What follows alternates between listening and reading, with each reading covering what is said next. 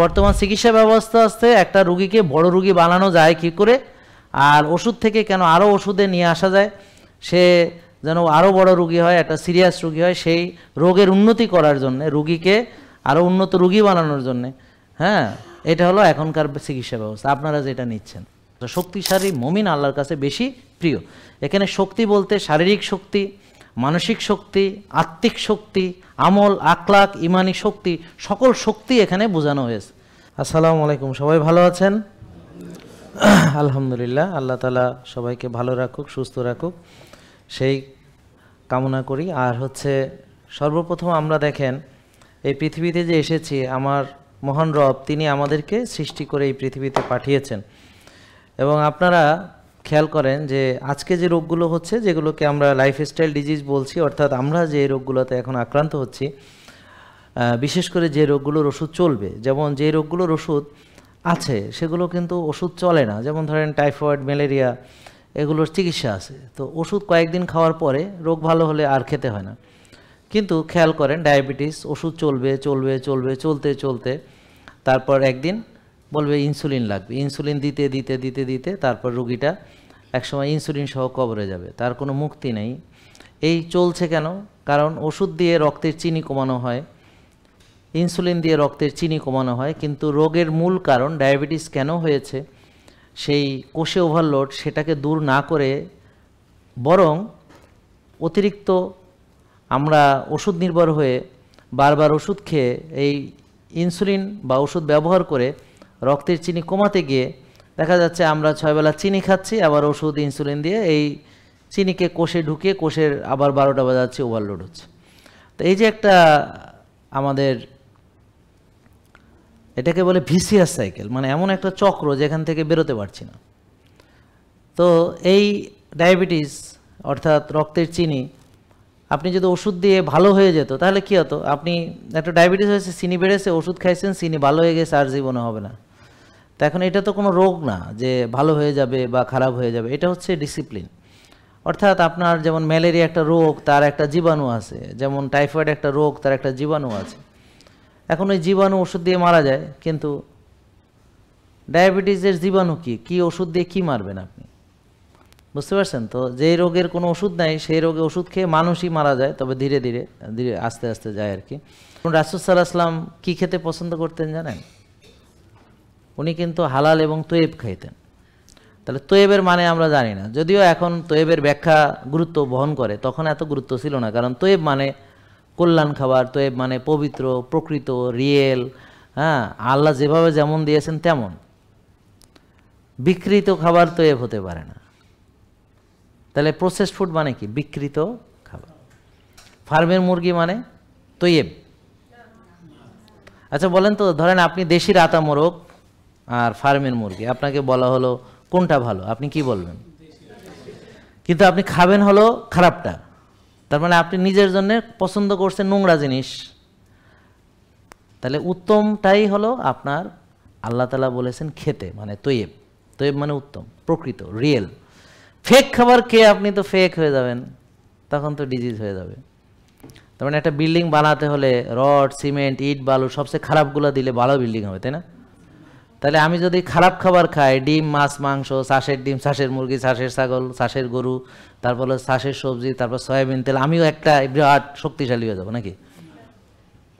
এবার বুঝছেন আপনারা কেন দুর্বল হয়েছেন? খাবার দুর্বল কারণে, ভেজাল খাবার কারণে। এটা গেল একটা। আর একটা হলো ব্যায়াম বা কায়িক শ্রম না করার কারণে। আর একটা হলো রাত জাগা, টেনশন করার কারণে। প্রথমে একটা রোগ কীভাবে শুরু হয় শোনেন। প্রথমে সে দুর্বলতা ফিল করে, বা একটু ব্যথা বেদনা হয়, বা একটু বুক ধড়ফড়ানি হয়, বা একটু ঘুমের অসুবিধা হয়, একটু হজমের অসুবিধা হয়, তো গ্যাসের ওষুধ খায়, একটু ব্যথার ওষুধ খায়, একটু ডিজোপেন খায়, একটু ইনডেভার খায়, একটু মন খারাপের ওষুধ খায়। এ হলো তার জীবনের শুরু। তারপর আস্তে আস্তে একদিন দেখবে ডায়াবেটিস। তো এটা তো সারা জীবনের রোগ, মানে ডাক্তারদের ভাষ্য মতে, যদিও আমরা জানি যে এটা ভালো হয়, কিন্তু ডাক্তাররা বলে কোনোদিন ভালো হয় না। তারপর হবে প্রেশার, হ্যাঁ, এরপর তো শুরু হবে একটা একটা করে, ফাইনালি হার্ট অ্যাটাক, অথবা ক্যান্সার, অথবা প্যারালাইসিস, নাকি? তা এখন এটা কিভাবে হয়, কে বানায়? এই যে আপনি যে আপনার আঙ্গুল কেটে ফেলতে হলো, এখন এই আঙ্গুলটা রক্ষা করা যাইতো না? আপনার যে বুকটা ফাটতে হইলো, এখন এইটা রক্ষা করা যাইতো না? আপনার যে রিং পরাইতে হলো এটা থেকে বাঁচতে পারতেন না নাকি? পারতেন না? কিভাবে পারতেন? যদি নিজেকে নিয়ে ভাবতেন, যদি আল্লাহকে মানতেন, যদি সুন্নাহ মানতেন, রাসূল সাল্লাল্লাহু আলাইহি ওয়াসাল্লামকে যদি মানতেন আদর্শ হিসেবে, তো রোল মডেল কে? আমাদের প্রিয় নবী হযরত মুহাম্মদ সাল্লাল্লাহু আলাইহি ওয়াসাল্লাম। তো আপনি তাকে রোল মডেল হিসেবে মেনে আজকে আপনার এই অসুবিধায় পড়ছেন, তাই বলতে চাচ্ছেন? মানে তিনি যেমন এক ভাগ খেতেন, তারপর হালাল তৈব খেতেন, তারপর রোজা রাখতেন, হ্যাঁ, তারপর খুব ডিসিপ্লিন মেনে চলতেন, এশার পরে ঘুমাতেন, আবার তাহাজ্জুদ পড়তেন, আবার মসজিদে গিয়ে 5 ওয়াক্ত নামাজ পড়তেন। তো এই যে ওনার যে একটা সুন্দর ডিসিপ্লিন, আপনারা কি ওইটা মেনে আজকে রুগী হয়েছেন? তার মানে এখন আপনি যে আপনার নবীকে রোল মডেল হিসেবে মানেননি, এর জবাবদিহি কে করবে? আপনি না আরেকজন? আপনি যে কোরআনের যেভাবে আল্লাহ চলতে বলেছে চলেননি, সেটার জন্য জবাবদিহি কে করবে? আল্লাহর সামনে দাঁড়াইতে হবে না, নাকি আপনার কোনো এসকেপ আছে? আপনার এখানে কেউ আছেন যে আল্লাহর সামনে না দাঁড়াইয়া পার পাবেন? আপনারা এখানে কেউ আছেন যে কিনা মৃত্যুকে অ্যাভয়েড করতে পারবেন? তো তাহলে আপনি কবরে যাবেন নিশ্চিত। তাহলে আমাদের যদি দূরদৃষ্টি চিন্তা থাকে বা দূরদর্শিতা থাকে, তাহলে আমরা অবশ্যই একটা সুন্দর সার্টেন ডিসিপ্লিন মানব। এটা হচ্ছে কথা। এটা এমনি বাই বর্ণ মানব, মানে যেটা অলরেডি আমি জানি যে ভালো সেটাই মানব, নাকি? এখন এইটা মানতে আমার আপনাকে বুঝাইতে হচ্ছে কেন? কারণ আপনার বুদ্ধি জ্ঞান কাজ করে না, এই জন্যে। তাহলে এই যে আমি যে বারবার বলতেছি যে আপনাদের বুদ্ধি নাই, এটা কি সত্য না মিথ্যা? মানে বুদ্ধি আছে, কিন্তু নিজেকে ধ্বংস করার বুদ্ধি। কেমনে টিকটক দেবো, কেমনে মোবাইল নিয়ে চালাবো, কেমনে এই করবো, কেমনে রাত জাগবো, কেমনে অনিয়ম চলাফেরা করবো, এইসব বুদ্ধি আছে। কিন্তু আমি কিভাবে ডিসিপ্লিন মানবো এই বুদ্ধি নেই। ব্যায়াম কেমনে করবো এই বুদ্ধি নেই। আর্লি ঘুমাবো কেমনে এই বুদ্ধি নেই। বুঝতে পারছেন? সময় নষ্ট যেগুলো হচ্ছে সেগুলো থেকে বাঁচবো কী করে সেই বুদ্ধি নেই। সেই বাস্তব বুদ্ধি কোনো প্রয়োগ নাই, প্রায়োগিক বুদ্ধি নেই, নাকি? সে ভাবছে ব্যবসা করে মেলা টাকা কামাচ্ছে, আমার মেলা আয় উন্নতি হচ্ছে, কিন্তু এই টাকাগুলো যে ওর বুকের মধ্যে দিতে হবে, ওর ক্যান্সারের চিকিৎসা দিতে হবে, ও বুঝতেছে না। এ টাকা যে কবরে নিতে পারবে না সে বুঝতেছে না। তো এখন আপনি সুস্থ থেকে যদি টাকা ইনকাম করেন সেটা আপনি উপভোগ করতে পারবেন, আর নিজেকে ধ্বংস করে টাকা ইনকাম করলে সেটা উপভোগ করতে আপনি পারবেন না। As simple as that. এটা একদমই সহজ, এটা আসলে জটিল না যে আমাকে বুঝাইতে হবে। বর্তমান চিকিৎসা ব্যবস্থা আছে, একটা রুগীকে বড় রুগী বানানো যায় কি করে, আর ওষুধ থেকে কেন আরও ওষুধে নিয়ে আসা যায়, সে যেন আরও বড় রুগী হয়, একটা সিরিয়াস রুগী হয়, সেই রোগের উন্নতি করার জন্যে, রুগীকে আরও উন্নত রুগী বানানোর জন্যে। হ্যাঁ, এটা হলো এখনকার চিকিৎসা ব্যবস্থা। আপনারা যেটা নিচ্ছেন, বিশ্বাস না হলে নিজে চোখ নষ্ট করার পর বিশ্বাস হবে, বা নিজের বুক ফাড়ার পর বা রিং পরানোর পর বিশ্বাস হবে, নাহলে নিজের মাজা গিরা যাওয়ার পরে বিশ্বাস হবে। আপনি বিশ্বাস করবেন না, তারপর ভুক্তভোগী হলে তখন তো আর বিশ্বাস না করে যাবেন কই, কবে যে আরে আমার তো ঠিকই তো কইছিল, ঘটনা তো ঘটেই ফেলছি। তাহলে আমরা কি শিখলাম যে কিভাবে চললে রুগী হওয়া যায়। তাহলে ভালো হবো কেমনে? ওভাবে চলবো না, বেশি খাবো না, আল্লাহর দেওয়া প্রকৃত খাবার খাবো, প্রসেসড আল্ট্রা প্রসেস ফুড খাবো না, এক ভাগ খাবো, নফসের দাসত্ব করবো না, বুঝলেন না? রোজা রাখবো, তারপরে রোদে যাব, ঘাসে হাঁটবো, আর্লি ঘুমাবো, ভোরে উঠবো, ব্যায়াম করবো, কায়িক শ্রম করবো, ঘাম জড়াবো, ব্যাস। আর নিজের টক্সিসিটি মাইন্ড ছেড়ে দিব না। হ্যাঁ, আমার ভালো নেই আরেকজনরে আমি টক্সিক, এটা করবো না। পারলে আরেকজনের মন ভালো করার চেষ্টা করব, নাইলে তারে পেইন দেওয়ার কোনো দরকার নেই, তারে বিরক্ত করার দরকার নেই। হ্যাঁ, কোনো দরকার নেই। নিজের খারাপ লাগা নিজের ভিতরে থাক, আর অন্যদেরকে হাসি মুখ দিলে ভালো। কি কন? আমরা মরতে চাই হলো পরমুখাপেক্ষী না হইয়া, কারণ আমরা অনেক দেখছি, আমরা তো রুগী নিয়ে ডিল করি, যে একটা প্যারালাইসিস হয়ে গেলে একটা রুগী যখন সংসারে আগে সে তার সন্তান তার পরিবারকে দেখতে গিয়ে সে ব্যায়াম করেনি, নিজেকে সময় দেয়নি, নিজের যত্ন নেয়নি, খাওয়ার ঠিক ছিল না, ঘুমের ঠিক ছিল না, এখন আলহামদুলিল্লাহ সবাই প্রতিষ্ঠিত, সে এখন প্যারালাইসিস হয়ে পড়ে আছে মা, তো তাকে এখন কেউ দেখে না, তাকে ওই মানে একটু পরপর পাশ ফিরায় না, এখন পুষে গেছে, পুষে এখন তার পুজ, তারপর তার এখন প্রস্রাব পায়খানা করে দেয়, একটা প্যাম্পার্স পর্যন্ত কিনে দেয় না, তারপর একটা বেড পাওয়া যায় যে বেডটা দিলে ফলে বাতাস আবার হয়, বেডটা পর্যন্ত কিনে দেয় না, পাশ ফিরিয়ে দেয় না। কারণ কি? এই মহিলার জন্য টাকা খরচটা নষ্ট হয়ে যাচ্ছে এখন তাদের, এই মহিলার জন্য এখন টাকা নষ্ট হয় তাদের। আবার 4-5টা ছেলে মেয়ে, এখন সাদা তলে কে কোন খরচ দেবে মার? বুঝতে পারছেন? আর সেবা তো নিজেরা করবেই না। ধরেন যদি ছেলে থাকে, মেয়েরা তাও কিছু করে, কিন্তু মেয়েরা কি করে সেটা আসতেছি পরে। ছেলের বউ কি করবে বাকিটা বুঝে নেন। পরের মেয়ে আইসে ঘরে, হ্যাঁ, আইসা পাইছে একটা রুগী শাশুড়ি, হ্যাঁ, গন্ধ খায়, প্রস্রাব পায়খানার মধ্যে পড়ে থাকে, এটা ধুইতে হয়, পায়খানা পরিষ্কার করতে হয়, হ্যাঁ, কাজ কাম নেই, বিয়ে করছে সুখের জন্যে, তো এই সুখ নিয়ে আল্লাহ তারা দিস। হ্যাঁ, কি এখানে কি ওই রুগী একটা এই জন্যে নিয়ে বিয়ে করছে। তারপর জামাইরে 3 বেলা ধাতানি দিব, তো আমার কি এই জন্য আনছো নাকি? আমি কি চাকর তোমাকে বাড়ির? আমার কি তুমি পাইছো? তোমার মায়ের গু পরিষ্কার করার জন্য আনছো? হ্যাঁ, তো বাকিটা আর না বলি নাকি, জানেন তো নাকি? সবাই না, ভালো আছে, ভালো আছে, সবাই না, ভালো আছে। তা এখন মেজরিটি আর কি। তা এখন আবার মেয়েরা কি করবে জানেন? মেয়েরা তো মার খুব ভক্ত, তো মেয়েরা কিন্তু ওই নিজের বাড়ি নিয়ে মারে রাখবে না। সে ওই আসে মাকে দেখে যাবে, দেখা পুতের বউর বদনাম টদনাম করিয়া আরও তিতা বানায় থুয়ে চলে যাবে। হ্যাঁ, ওর সন্তান আছে, স্বামী আছে, ও তো আর এক বাড়ি আছে। হ্যাঁ, ওকে এনে ও মারে নেবেও না, মার কাছে এসে থাকবেও না, কিন্তু আইসা মানে একটু মারে মা মা মা, হ্যাঁ, তারপর মা নালিশ টালিশ করে দিয়া বাড়িতে বাইরের লগে লাগাই দেয়া, তোমার বউ এই করছে, হ্যাঁ, মারে ইয়ে করো না, দেখো না, এই করছে, মার এই হয়েছে সে হয়েছে বলে আর বাড়িতে এর বাচ্চা কাচ্চা আছে, এর ফ্যামিলি আছে নাকি, বোঝেন নাই? তা এখন আপনি যদি সেই মা হন, হতেই পারেন, তো কেমন লাগবে তখন? তখন কেমন লাগবে? তখন তো আগে তো সময় পাননি, আর এখন শুয়ে শুয়ে সিলিং দেখে, এখন আর সময় কাটে না। তো এখন নিজের প্রস্রাব পায়খানা পুজের মধ্যে শুয়ে থাকতে, ওটাও বেঁচে থাকা। ওই যে মরবি না, যে ওই মরার অর্ডার করিয়ে ওই শয়তানাগল যে কমেন্ট করো যে এত কিছু মানো যে মরবা না, তোরা কই শয়তানাগল? তোরা তো দেখতে চাই তো করে, তোদের ওই অবস্থায় হলে কেমন হবে বুঝ। তা আমরা চাই যে পরম মুখাপেক্ষী হয়ে যেন আমাদের এক মুহূর্ত বেঁচে থাকতে নয়, বলেন আমিন। হ্যাঁ, আমরা পরনির্ভরশীল হয়ে থাকতে চাই না, অথর্ব হয়ে থাকতে চাই না। যতক্ষণ আসি বেঁচে ইবাদত বন্দেগী যেন করতে পারি, চলাফেরা সক্ষম অবস্থায় যেন মারা যায়। কি কন ভাই? এইটাই আমাদের চাওয়াটা হচ্ছে, এইটা, আর কিছু না। ওই বলদ ছলদ বোঝে না আন্দাজে। তো যাই হোক, এগুলো যে বলে, তা আমরা ওদের কথায় মনে কষ্ট পাই, তো ওদেরকেও তো আমাদের সেরকম মনে কষ্ট পাওয়ার ব্যবস্থা করতে হবে, তাই না? Tit for tat. হ্যাঁ, তো ওরা যেসব বলে ফালতু কমেন্ট করতে, ওদেরকে এই ব্যবস্থা করতে হবে না? নষ্ট অকল। ব্যায়ামের ভিডিও দিছি, ওই আরেকজন নামাজই তো বড় ব্যায়াম, এগুলো লাগে নাকি? তো ঠিক আছে, তা তাহলে আমার বলো যে তোমরা নামাজ পড়তে পড়তে কেন এখন আর পড়তে পারো না? এখন নামাজ পড়তে পড়তে চেয়ারম্যান হয়েছে কেন? বলো, এখন বলো। নামাজ তো ইবাদত, এটারে ব্যায়াম কইছে? হ্যাঁ, অবশ্যই এখানে শারীরিক উপকারিতা অবশ্যই আছে, কিন্তু আপনাকে আলাদাভাবে ব্যায়াম করারও দরকার আছে। অথবা আপনি মাটি কাটেন, ইট ভাঙেন, নামাজ পড়েন, তাইলে হয়ে যাবে।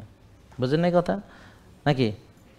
তার মানে আমাদের যারা কায়িক শ্রম করে না তাদেরকে আলাদা ব্যায়াম করার দরকার, আর যারা কায়িক শ্রম করে তাদের কোনো ব্যায়াম লাগবে না, নামাজই যথেষ্ট। এবার বুঝতে পারছেন? তাহলে বিষয় আছে কার জন্যে কোনটা নাকি।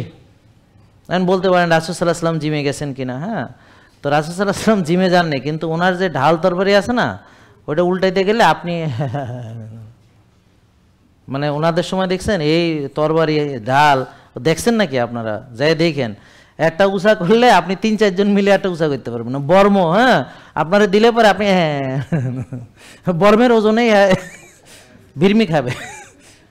বুঝতে পারছেন? তো ওনারা কোন লেভেলের লোক ছিলেন। হ্যাঁ, আর একজন নবীর ভিতরে 40 জন পুরুষের শক্তি নাকি, এরকম না ভাই? তা এখন ওই যে ওই কোন কুস্তি গিরাইছে, রাসূল সাল্লাল্লাহু আলাইহি ওয়াসাল্লাম দিছে এক ঘাই শেষ কুপকাত, আর একবার আসছে আর এক দিছে। হ্যাঁ, তো যাক, ওনারা তো আর কুস্তি খেলতে না, কিন্তু ওনাদের সেই লেভেলের ফিটনেস ছিল। হযরত ওমর রাদিয়াল্লাহু তাআলা শয়তান পর্যন্ত আরে ভয় পাইত। ইবলিস ওই ওমর যাইতেছে এইদিকে যাইতেন, আর একদিকে যাইতে কইতে না, এনে ওমর যাইবো, এদিক দিয়ে যাওয়া যাবে। তা তাদের তাকত, তাদের জৌলস, তাদের শক্তিমত্তা, হ্যাঁ, এগুলা তাদের ইমানি দৃঢ়তা, হ্যাঁ, এগুলোর কাছে শয়তান পর্যন্ত ভয় পেত। আর আমরা হলাম কেমন, এই ঘুমটা টুমটা পইরা কোনো রকম এইভাবে, হ্যাঁ, ডাইনে পায়ে থাকাই না, হ্যাঁ, মসজিদে যাই আর আসাই, বাসায় যাই, হ্যাঁ, হ্যাঁ, বোরকা পইরা থাকি, মানে পুরুষদের কথা কইতেছে আর কি। হ্যাঁ, এইভাবে আপনি জান্নাতে যাবেন ইনশাল্লাহ, কিন্তু সমাজের আপনার দিকে কিচ্ছু হবে না ভাই। সমাজ পরিবর্তনে আপনার কোনো ভূমিকা এখানে নাই। হ্যাঁ, আপনিও কিছু দেখেননি, কেউ কিছু দেখেননি, আপনি মসজিদে গেছেন, বাসায় আইছেন, ব্যাস এভাবেই জীবন চলে গেছে। কিন্তু সমাজ পরিবর্তনে, রাষ্ট্র পরিবর্তনে, হ্যাঁ, তারপর হচ্ছে মানে এই ব্যাপক কাজ মানুষের মধ্যে ছড়ানোর ক্ষেত্রে সে কি ভূমিকা রেখেছেন আপনি? আমার কথা বুঝতে পারছেন? তাহলে ইসলাম তো হচ্ছে একা একা জান্নাতে যাওয়ার জন্য। এখানে কোথাও নাই নামাজ পড়ো, বিশ্বাস করেন, আছে সালাত কায়েম করো। কোরআনে কোথায় আছে নামাজ পড়তে বলা হয়েছে? কায়েম করো, সালাত কায়েম করো, জাকাত আদায় করো। তা জাকাত আদায় কি আপনি করতে পারবেন রাষ্ট্র ব্যবস্থা না থাকলে?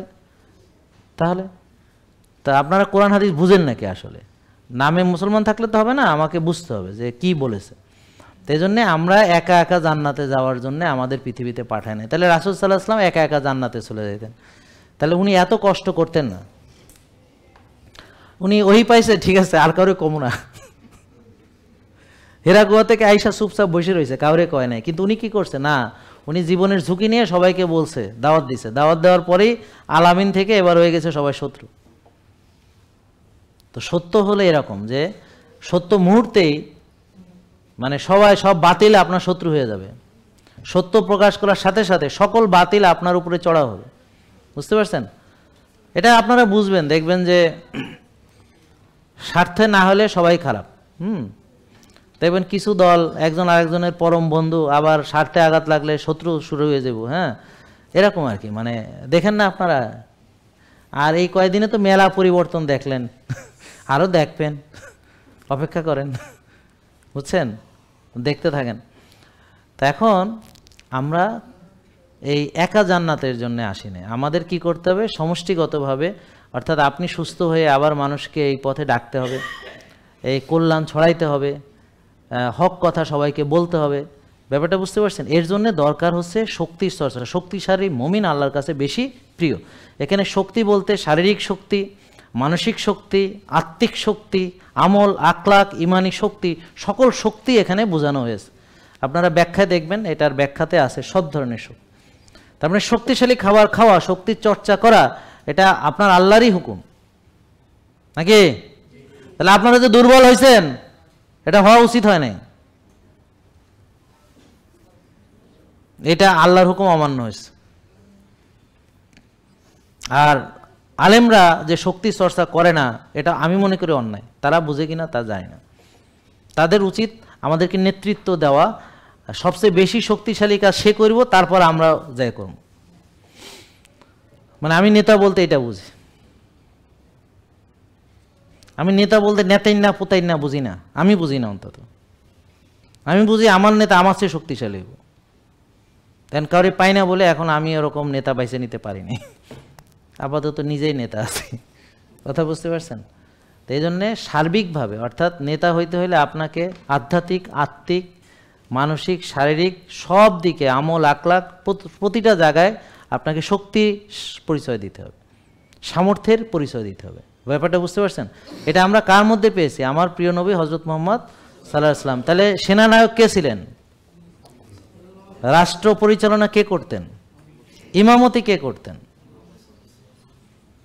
আবার তিনি স্বামী ছিলেন না, পিতা ছিলেন না? হ্যাঁ, তার মানে পারিবারিক, সামাজিক এবং রাষ্ট্রীয় সবখানে আপনার ভূমিকা রাখতে হবে, যেমনটি আপনার প্রিয় নবী রেখেছেন, তাই না? তো এই জন্যে আপনার সুস্থতা দরকার। তাহলে এতক্ষণ আলোচনা করলাম আমাদের লাইফস্টাইল মানে হচ্ছে শৃঙ্খলা, রোদে যাওয়া, ঘাসে হাঁটা, স্বাস্থ্যকর খাদ্য গ্রহণ, পরিমিত খাদ্য গ্রহণ, রোজা রাখা ইত্যাদি। তো এখন আপনি বলেন কি আমি এটা মানব না, তো আমি প্রশ্ন আপনাকে যদি করি, তা আপনি কি মানবেন একটু বলেন, একটু বলেন। আপনি এসে আপনি কি মানবেন বলেন? থাক, এই বুঝদান নাই, তারা আমি বুঝাইতে যাই না। কথা বুঝেন না? যে আমরা বুঝাইলাম ব্লক কিভাবে হইল, অ্যাথেরোস্ক্লেরোসিস কেমনে হয়, স্ট্রেস, টেনশন, দুশ্চিন্তা, ব্যায়াম না করা, কায়িক শ্রম না করা, প্রসেসড ফুড খাওয়া, আল্ট্রা প্রসেসড ফুড খাওয়া, বেশি খাওয়া, হ্যাঁ, আবার নিজের যত্ন না নেওয়া। তো এইভাবে আপনি ব্লগ বানাইছেন, নাকি ভুল বললাম? নাকি আপনি নিয়ম মাইনে ব্লগ বানাইছেন? তা এখন আপনি বললেন যে আমি আর নিয়ম মানবো না, আপনার নিয়ম, তা আপনি অনিয়মই করবেন। ঠিক আছে, করেন, সাথে ডাক্তার দেখান, ওষুধ খান, বুক ফাড়েন, তো ঠিকই তো আছে। তা আমি কি ভুল বলেছি কোনো? তা এখন পৃথিবীতে কে আছে রোদ্রে যেতে পারবে না, ঘাসে হাঁটতে পারবে না, আর্লি ঘুমাইতে পারবে না, ভোরে উঠতে পারবে না, স্বাস্থ্যকর খাবার খেতে পারবে না। ব্যাপারটা বুঝতে পারছেন? আর ব্যায়ামের ক্ষেত্রে হার্টের রুগীরা সিরিয়াস ব্যায়াম না করে নর্মাল ব্যায়ামগুলো করবে, যেটা সে করতে পারে। এমন ব্যায়াম করবে না ওই যে আমরা যেমন করি পাগলা কুকুরে তাড়া করলে যে জোরে দৌড় মারি, তা ওইটা করলে দেখা গেলো হার্ট অ্যাটাক হয়ে মরে গেল। হ্যাঁ, তার দরকার নেই। তো এই জন্য সে এমন ব্যায়াম করবে হাঁটা চলা ধীরে সুস্থে করায়। এখন যে বুঝে না, যে জানে না, তার জন্য পরামর্শ হইলো যে সে যেন এখানে না আসে, ডাক্তারই দেখে। আর যার বুঝ আছে, বুঝবে, জ্ঞান অর্জন করবে কোনটা কী হয়, সে তার বুঝ মতো মানবে। এবার বুঝতে পারছেন নাকি এখনও বুঝেন না? তো সিরিয়াস রুগী আসলে আমরা এরকম জবাব দিই যে, আর যদি এসে এখন আপনি বললেন যে আমার টাইপ 2 ডায়াবেটিস, ঠিক আছে মানেন, ভালো হয়ে যাবে, ঠিক আছে। কিন্তু এখন যেখানে ওনার অপারেশন লাগবে কিনা, রিং লাগবে কিনা, সেই ডিসিশন তো আমরা দিব না। দিব? সেটা দিবে একজন কার্ডিওলজিস্ট। তো এখন সে যদি নিজে চেষ্টা করে যে এটা থেকে বাঁচা যায় কিনা, সেটা তার নিজের চেষ্টা গেল এক। আরেকটা বিষয় হলো, সে যদি অপারেশন হয়েও যায়, রিং পরাও যায়, তারপরেও কি তার লাইফস্টাইল মানার দরকার নেই, নাকি সে মরিয়া গেছে এই পৃথিবী থেকে? তো বেঁচে যতক্ষণ আছে ততক্ষণ তার খাবার কি খাবে, কতটুক খাবে, ব্যায়াম করবে কিনা, রোদরে যাবে কিনা, ঘাসে হাঁটবে কিনা, যতদিন সে মরে যায় নাই, তো যতদিন পৃথিবীতে আছে ততদিনই তার একটা জীবন আচরণের দরকার আছে কি নাই? তো এখন এটা যে বুঝবে না, তারে কি বোঝানোর দরকার আছে নাকি? তা আপনি যা সিদ্ধান্ত নেন সেটা নিজের বুদ্ধিতে। ওকে, বোঝা গেল? আমরা আপনার রোগের চিকিৎসা করব না, আমি তো বলেই দিচ্ছি, আপনি বোঝেন না কেন? আমরা আপনার রোগের চিকিৎসা করব না, রোগের চিকিৎসা করবে হার্টের ডাক্তার। এই বুঝছেন? আর আপনি লাইফস্টাইল মানবেন কিনা আপনার সিদ্ধান্ত, এটা আমার না। আপনি সিদ্ধান্ত নিলে আমরা হেল্প করব মানতে, এই হচ্ছে কথা। এই বুঝে নেই এখনো নাকি? ও তাহলে তো হয়েছে, এতক্ষণে বলছেন, তো এতক্ষণ পরে বললেন কেন? আগে বললে তো ভালো হতো। তারপর একজন কিডনি রোগী আসলো মনে করেন, তো সে কিডনি চিকিৎসা কিডনি ডাক্তারের কাছে করাবে।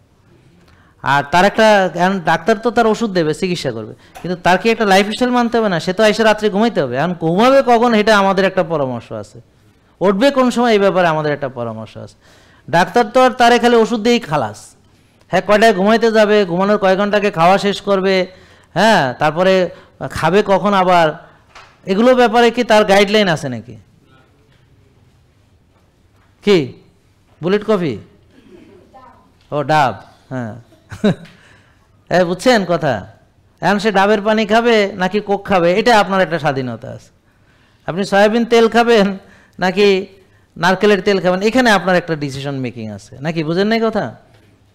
তা এখন আপনাকে আগে আমার বিষয়ে জানতে হবে ভালো করে, তারপরে ওই যে লোকগুলো ভালো হয়েছে ওদের ভিডিও শুনতে হবে, শুনে আপনি সিদ্ধান্ত নেবেন আপনি কি করবেন। এবার বুঝেন নাই কথা? আমি সকাল থেকে এই পর্যন্ত কয়বার বললাম যে আমি আপনার যে চিকিৎসা করব না, আমি যে আপনার চিকিৎসা করব না, আমি যে কয়বার বলছি? আমি তো এটা হাফেজ হয়ে যাওয়ার কথা আপনাদের। তো শেষ পর্যন্ত এসে বলে, স্যার আমি কি এটা মানতে পারবো না? আপনি এটা মানতে পারবেন না। আপনি এক কাজ করেন, অনিয়ম করেন, যেভাবে করে হার্ট অ্যাটাক বানাইছেন আরও করেন, সেটা এটাই পারবেন। উত্তর খুব পছন্দ হয়েছে। এবার আর কারো প্রশ্ন থাকলে বলেন। আছে নাই? আর প্রশ্নই করুন না, কোন বিপদে পড়ি। তাহলে এবার আসেন বুঝাই। হোমায়ের যদি বেড়ে যায় কারো, যেমন ধরেন ওনার হার্টের সমস্যা আছে, কিন্তু ওনার হোমায়ের কত জানা দরকার আছে কিনা, এখন যদি হোমায়ের বেশি থাকে সেটা কমানোর দরকার আছে কিনা, আমার ওই ক্ষেত্রে আমাদের পরামর্শ আছে। তাহলে উনি কি করবে, হোমায়ের করাবে, করে হোমায়ের যদি 5 থাকে সেখান থেকে 1-এ আনার, এই তখন আমরা বলবো হ্যাঁ আপনার হোমায়ের কমানোর দরকার আছে, যেহেতু আপনার ব্লক ভালো করতে চান। গেল, এখানে আমাদের একটা পরামর্শ আছে। এরপর যদি দেখি যে টিজি বেশি, এইচডিএল কম, রেশিও বেশি, তাহলে তাকে এইখানেও আমাদের পরামর্শ আছে যে আমরা কিভাবে হোমায়ের কমাবো। সে রোজা রাখবে বেশি বেশি, তার আগে ফ্যাট অ্যাডাপ্টেশন করবে। তো ফ্যাট অ্যাডাপ্টেশন করতে হলে কী করতে হবে? ভাত, রুটি, ফল, দুধ, চিনি এই জাতীয় খাবার সাময়িকভাবে সে এখন খাবে না। সবজি, ডিম, মাছ, মাংস যেগুলো বলি সে খাবে, ঘি খাবে অল্প অল্প, সবই কম কম। তারপর সে রোজা রাখবে, তো রোজার মাধ্যমে হোমায়ের কমবে, ব্যায়ামের মাধ্যমে কমবে। তারপর সে ওই যে টেনশনে স্ট্রেসে বাড়ে, তো শ্বাসের ব্যায়াম করবে, আর্লি ঘুমাবে, 8 ঘন্টা ঘুমাবে, রোদ্রে যাবে, ঘাসে হাঁটবে ইত্যাদি, তো হোমায়ের কমবে। তারপর আবার দেখবে হোমায়ের কমছে কিনা। তাহলে হোমায়ের কমার ব্যাপারে পরামর্শ লাগবে না? তা আপনার কি সমস্যা, আমরা এই রিপোর্টের আলোকে আপনাকে খাওয়া দাওয়া চলাফেরার পরামর্শ দিব।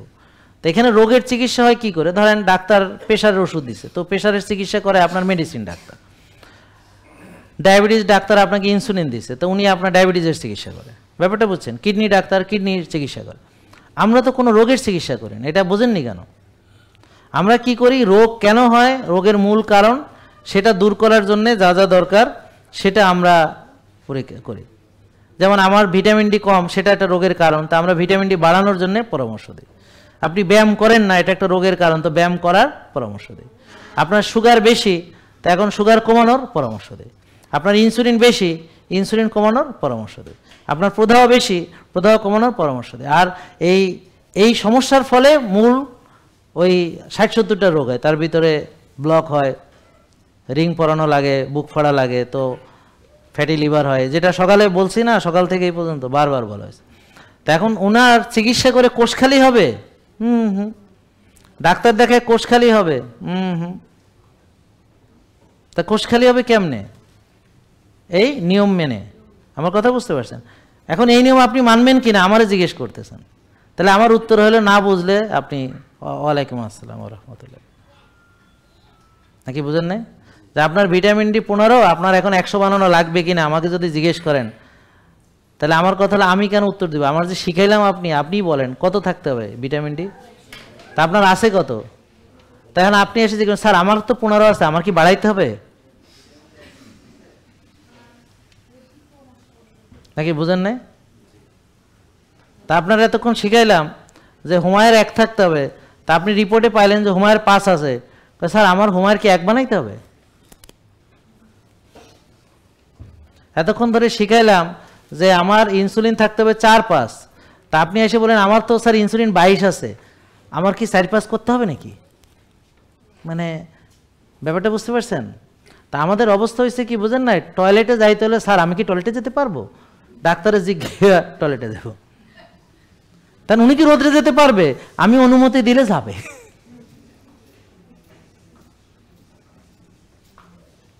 উনি কি আসার পরে ঘুমাইতে পারবে? আমি অনুমতি দিলে উনি ঘুমাবে। তো উনি আমার প্রশ্ন কি করছে বুঝেন নাই? প্রশ্ন করছে আমি কি আসার পর ঘুমাইতে পারবো? আমি কি ভোরে উঠতে পারবো? আমি কি ঘাসে হাঁটতে পারবো? আমি কি রোদে যাইতে পারবো? মানে উনি আমার জিজ্ঞেস করছে আমি কি নিয়ম মানতে পারবো? নাকি বুঝেন নাই? আপনারা বুঝছেন নাকি এখনো বুঝেন নাই? আমার মনে হয় বুঝেন নাই। তো বুঝলে কথা কন, বুঝিনি?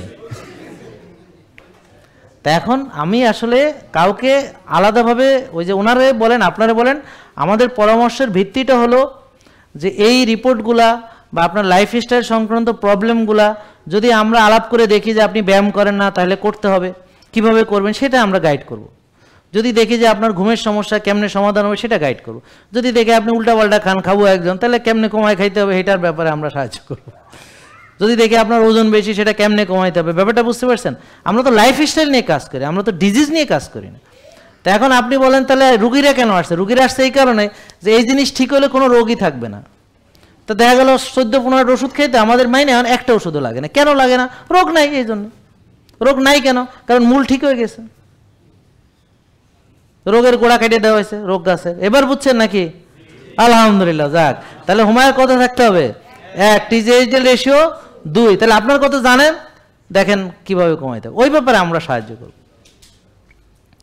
আর সিআরপি 3-এর নিচে, insulin 4-5, blood sugar 5-6, vitamin D 90-100। তো মনে থাকবে, দেখেন আপনার কত আছে।